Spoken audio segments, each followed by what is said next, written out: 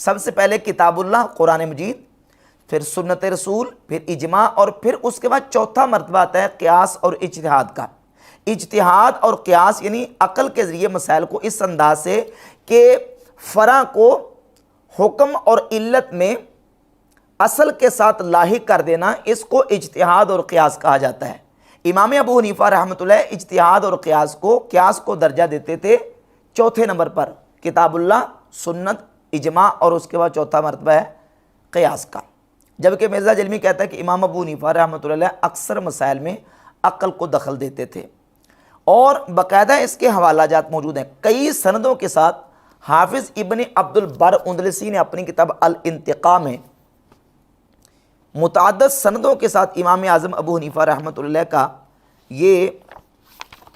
قول ذکر کیا ہے، صفحہ نمبر 346 پر، 348 پر اور 349 پہ۔ امام اعظم فرماتے قال ابو حنیفہ اذا لم یکن فی کتاب اللہ ولا فی سنت رسول اللہ صلی اللہ علیہ وآلہ وسلم نظرت فی اقاویل اصحابہ۔ فرماتے سب سے پہلے میں مسئلہ دیتا ہوں کتاب اللہ سے، اگر نہ ملے پھر سنت رسول سے، نہ ملے تو پھر نبی کریم علیہ السلام کے صحابہ کے اقوال کو دیکھتا ہوں، ولا اخرج عن قولہم الی قول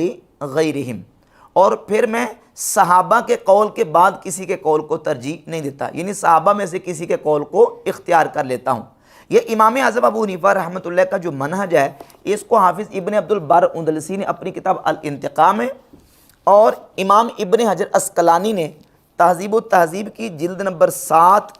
صفحہ نمبر 325 پہ یہی روایت بیان کی ہے، اور امام بدر الدین عینی عمدۃ القاری شرح صحیح البخاری کی جلد نمبر 10 صفحہ نمبر 51 پہ ذکر کرتے ہیں کہ ان ابا حنیفہ قال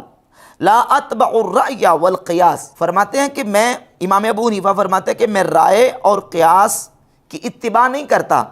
مگر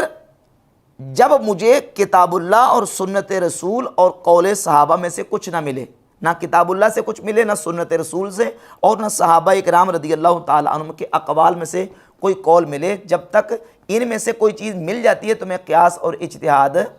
قیاس اور رائے کو دخل نہیں دیتا۔ میں سب سے پہلے کیا کرتا ہوں، کتاب اللہ، پھر سنت رسول، پھر صحابہ اکرام رضی اللہ تعالیٰ عنہ کے اقوال کو بیان کرتا ہوں۔ ان تین کتابوں سے بحمد تعالیٰ میں نے یہ بات ثابت کر دی، محدثین اور علماء کی کتابوں سے، کہ امام اعظم ابو حنیفہ رحمۃ اللہ سب سے پہلے مسئلہ کسے لیتے ہیں؟ قرآن مجید سے، کتاب اللہ سے۔ اور مرزا جلمی کہتا ہے کہ اکثر مسائل میں امام ابو حنیفہ وہ رائے کو دخل دیتے تھے، اور امام ابو حنیفہ رحمۃ اللہ علیہ نے یہ جو منہج ہے ادلہ اربعہ والا، وہ منہج ہے ادلہ اربعہ والا، کتاب اللہ، سنت رسول، اجماع، اور اس کے بعد اجتہاد اور قیاس کا، یہ بھی حدیث رسول سے لیا ہے۔ صحیح حدیث ہے سنن ابی داؤد میں 3592، سنن الکبری للبیہقی جلد نمبر 10 صفحہ نمبر 114 پہ،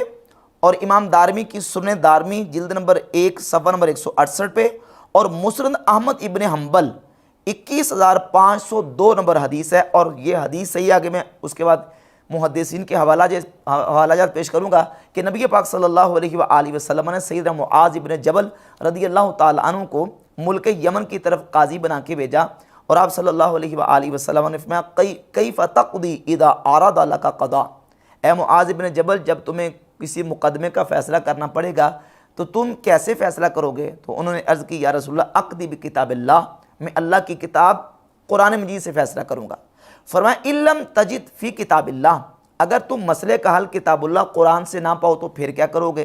تو عرض کی فبسنت رسول اللہ صلی اللہ علیہ وآلہ وسلم، حضور پھر میں رسول اللہ صلی اللہ علیہ وسلم کی سنت سے اس کا حل تلاش کروں گا۔ فرمایا ان لم تجد فی سنت رسول اللہ صلی اللہ علیہ وآلہ وسلم ولا فی کتاب اللہ،